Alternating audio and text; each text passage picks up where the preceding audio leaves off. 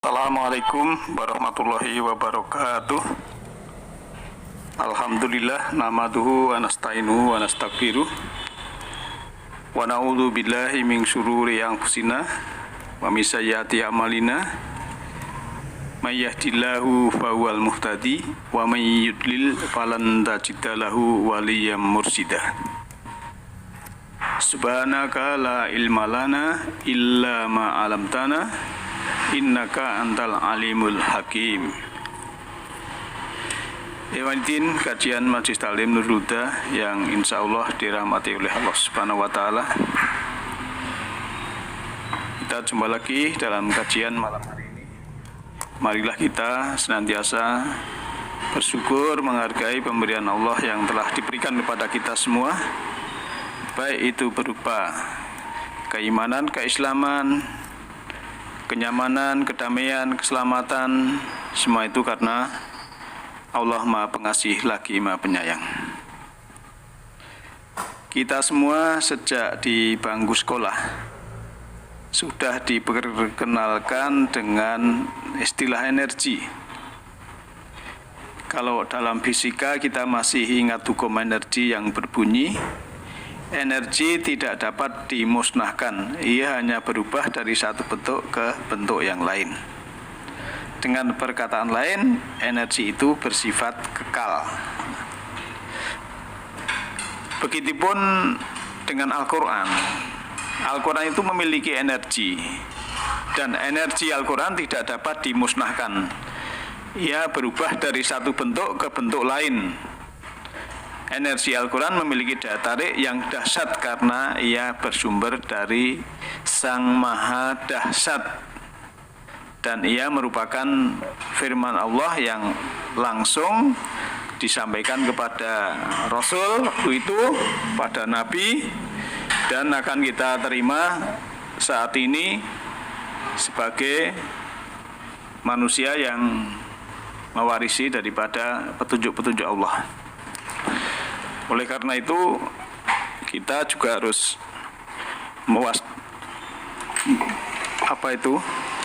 harus berterima kasih kepada yang telah memberikan pelajaran tentang Al-Quran yang sebagai pencerahan, sebagai makna mengandung energi. Ada energi makna, yang dimana energi makna itu adalah sebagai santapan rohani kita. Kita lanjut dalam surah Al-Baqarah ayat 45 pada saat ini. A'udzubillahi minasyaitonirrajim. Wasta'inu bis-sabri was-shalah wa innaha lakabiratun illa 'alal khosyiin. Dan mohonlah pertolongan kepada Allah dengan sabar dan sholat, karena sholat itu sungguhnya berat kecuali bagi orang-orang yang khusyuk. Itu yang berbahagia. Kenapa dalam permukaan saya tadi mengatakan bahwa Al-Quran itu punya energi, makna, dan energi tidak bisa dimusnahkan, harus dirubah. Misalnya orang marah itu kan mengeluarkan energi. Nah, sama-sama mengeluarkan energi, kita ganti energi kasih sayang misalnya, kan itu kan bisa. Jadi hanya merubah. Kalau kita melihat ayat ini, kan kita disuruh minta tolong itu dengan syarat dua, ya, dengan sabar dulu dan sholat. Jadi apa yang kita butuhkan, yang kita inginkan, itu minta tolongnya kepada Allah, dalam arti kita minta tolong itu dengan kesabaran, tidak bim salah bim, ataupun ada sesuatu yang mengganjal kemudian kita minta tolong kepada Allah langsung selesai, gitu kan, tidak. Semua harus berlaku kausalitas. Jadi jangan sampai kita ini istilahnya juga mengeluhkan sesuatu yang tidak kita sukai karena kita waktu meminta tolong kepada Allah belum terkabulkan. Sebab apa? Kan mengeluh itu sebetulnya kan berdoa meminta yang buruk. Karena apa? Karena dalam mengeluh kan nggak ada cerita baiknya. Kalau mengeluh itu mesti cerita tentang yang buruk-buruk, ya, yang tidak nyaman, yang dialami, supaya orang lain bersimpati, memperhatikan, kan begitu. Maka yang diceritakan pasti yang buruk. Nah, kalau orang lain diceritakan yang buruk, kemudian apa berikutnya? Nah, itu karena proses pengulangan tentang cerita buruk masuk ke alam bawah sadar kita, kemudian terinstall. Bukan hanya doa yang dikabulkan oleh semesta, tetapi juga tersimpan rapat di memori alam bawah sadar kita atau di hard disk kita. Dan itu kalau kita ulang-ulang bisa menjadi karakter. Maka kita lihat orang yang suka mengeluh biasanya akan semakin lemah, tidak semakin kuat. Nah, kalau gitu mengeluh boleh kan atau tidak, Pak, kan begitu. Ya gini ya, mengeluh itu kan menceritakan yang buruk kepada orang lain. Yang nggak enak kan yang denger. Terus gimana? Boleh nggak ditimbun di dalam dada? Ya jangan. Ditimbun di dalam bisa jadi penyakit kan. Nah, terus solusinya gimana? Nah, yang dikeluarkan nggak boleh, ditimbun nggak boleh. Ya kita lihat saja dalam Al-Quran, ya. Kalau mengeluh itu sebetulnya doa karena ya doa meminta buruk karena yang dikeluarkan adalah buruk-buruk. Maka sebetulnya supaya kita tidak mengeluh, kita melihat ayat Allah ya dalam surah kelima Al-Maidah ayat 13 itu, wa'fu anhum wasfah innallaha yuhibbul muhsinin, ya. Maka maafkanlah mereka dan biarkan mereka, sungguhnya Allah menyukai orang-orang yang berbuat baik. Ikhwatin yang berbahagia, kalau kita tidak suka kepada sesuatu dari orang lain, apa itu keluarga, pasangan, tetangga, teman, sahabat, ya, itu tidak usah kita mengeluh. Karena mengeluh itu kan sebetulnya berdoa meminta yang buruk. Karena yang kita keluhkan itu nggak ada cerita yang baik. Nah, oleh karena itu jangan sampai yang buruk ini menjadi doa. Kalau ada sesuatu yang tidak menyenangi kita, fa'fu anhum wasfah, maka maafkanlah dan biarkan. Sudah selesai. Memang ya manusia itu kan sifat yang buruknya kan keluh kesah, ya. Kalau kita melihat dalam surah Al-Ma'arij surah 70 ayat 19 itu, innal insana khuliqa halua, sungguhnya manusia diciptakan bersifat keluh kesah lagi kikir. Idza masahus sarru jazua, apabila ia ditimpa kesusahan ia berkeluh kesah. Wa idza masahul khairu manua, dan apabila ia mendapat kebaikan dia pedit, dia kikir. Nah, ini sifat manusia yang buruk harus kita tahu. Petunjuknya bagaimana supaya kita tidak seperti itu. Oh, sifat yang buruk itu keluh kesah, ya kita usahakan jangan sampai kita punya sifat yang buruk berkeluh kesah. Sifat yang buruk itu kikir, jangan sampai kita ini kikir, ya. Kalau kita mendapat keluh kesah, kesusahan, itu nggak usah keluh kesah, tapi kita harus sabar. Kan harusnya begitu, minta tolongnya kan tadi sabar.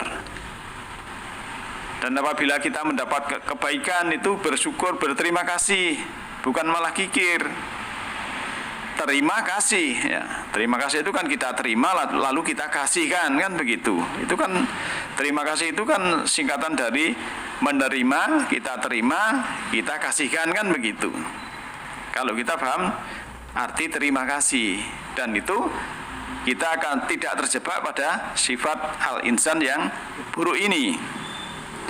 Maka di dalam surah 22-nya, ya, sifat-sifat yang ini tidak terjadi bagi orang tadi yang sholat. Ilal musallin alladzina hum ngala sholatihim daimun, ya. Masih surat Al-Ma'arij ini sampai ayat 23-24, ya. Karena tadi kita disuruh minta pertolongan pada Allah itu dengan sabar dan sholat. Maka sifat buruk tadi, ya, tidak ada atau tidak berada pada seseorang bagi orang yang musholin, orang yang sholat.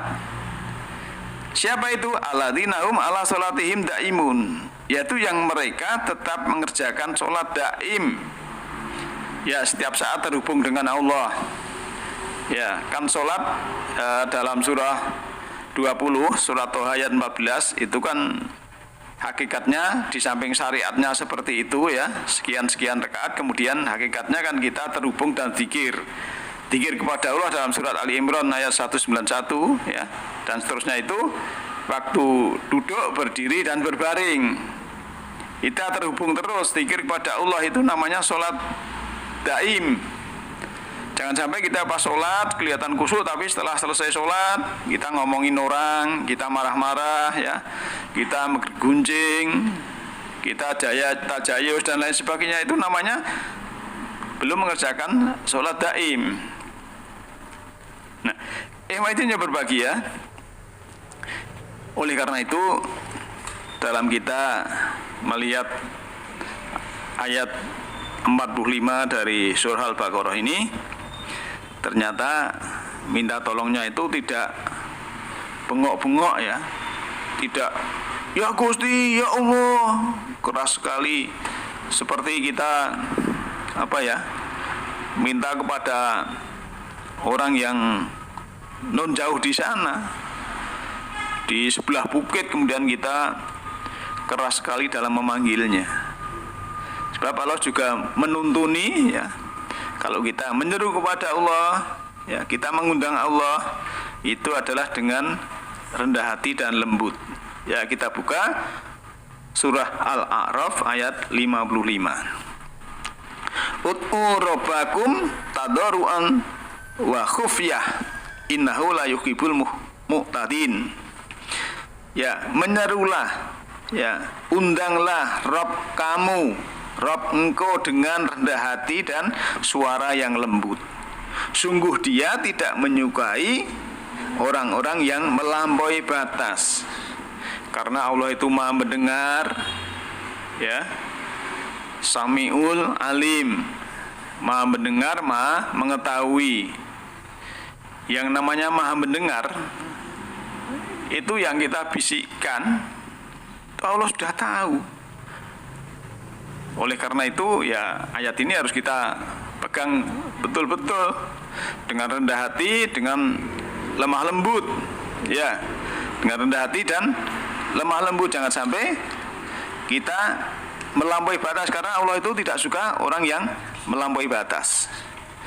Ikhwatin yang berbahagia, kemudian, ya, kalau kita melihat ayat yang lain juga, ya, di dalam surah Al-A'raf masih, ya, ayatnya 205 itu kan kalau kita berzikir juga, ya, wadkur rabbaka fi nafsika tadarruan wa khifatan wa dunal jahri minal qauli bil wuduwi wal asoli wala takum minal ghafilin. Dan ingatlah Tuhanmu, berzikirlah pada Rabbmu dalam hatimu, nah, sekali lagi dalam hatimu, dengan rendah hati dan rasa takut, dan dengan tidak mengeraskan suara pada waktu pagi dan petang, dan janganlah kamu termasuk orang-orang yang lengah. Jadi waktu kita zikir, waktu kita mengundang Allah berdoa, itu tidak usah dipamerkan dengan suara yang keras, karena menurut ayatnya memang demikian. Dan kita minta pertolongan Allah, Allah yang maha lembut. Wasna'inu bisobri wassalah. Kita minta pertolongan apapun kepada Allah yang maha lembut, yang maha mulia, yang maha bijaksana. Apapun yang Allah berikan kepada kita dengan kebijaksanaan Allah, ya kita mesti akan mendapatkan apa yang kita terima. Karena kalau kita mengetahui keberkahan daripada ilmu yang Allah berikan kepada kita, kita otomatis akan bisa meluaskan wawasan, mampu melapangkan dada sehingga tidak picik, tidak sempit, ya, sehingga yang terjadi itu universal, kosmopolitan, tidak lokal, tidak parsial. Dan ilmu yang kita terima itu insya Allah juga harus mampu menyingkap, ya, bisa membuat hilang tabir, ketertutupan dalam kalbu kita, sehingga kita akan menjadi manusia yang pikirannya luas, ya, dan akan menjadikan diri kita ini betul-betul dekat dengan Allah. Minta pertolongan pada Allah dengan sholat dan sabar. Demikian surah Al-Baqarah ayat 45. Besok kita sambung lagi. Nasrun minallahi fa fakum qarib. Alhamdulillahi rabbil alamin. Assalamualaikum warahmatullahi wabarakatuh.